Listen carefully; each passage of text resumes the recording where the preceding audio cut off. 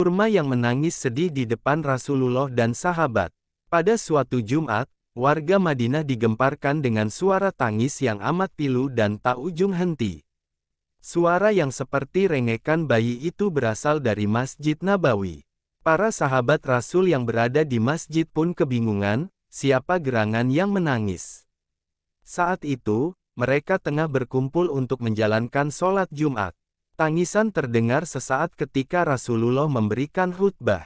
Mendengarnya, Rasulullah pun turun dari mimbar menunda khutbahnya. Sang Nabi kemudian mendekati sebuah pohon kurma. Beliau mengelusnya, kemudian memeluknya. Maka, berhentilah suara tangisan itu. Ternyata, si pohon kurma itulah yang menangis. Hampir saja pohon itu terbelah karena jerit tangisnya. Sejak Masjid Nabawi berdiri, pohon kurma itu telah di sana.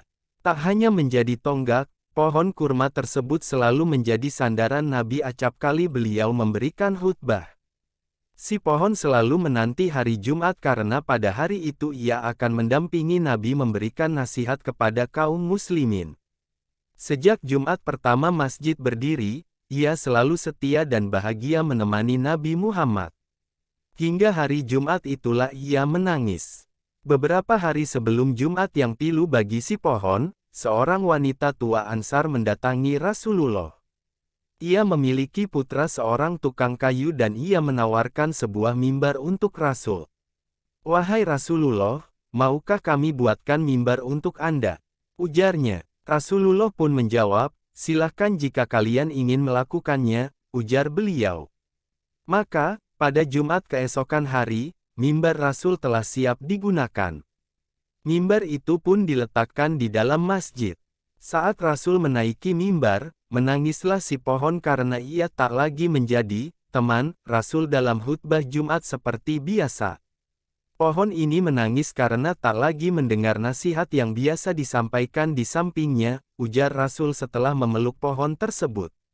Setelah dipeluk Nabi, si pohon bahagia.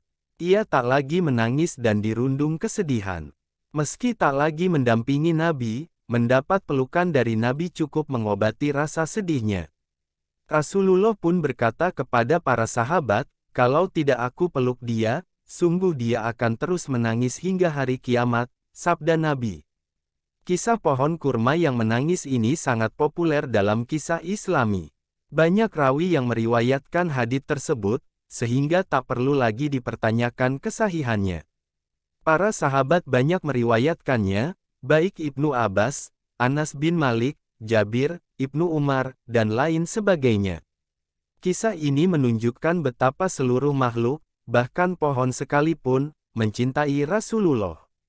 Maka, sangat mengherankan jika manusia yang berakal dan mengetahui keluhuran akhlak beliau kemudian tak jatuh cinta kepada sang Nabi.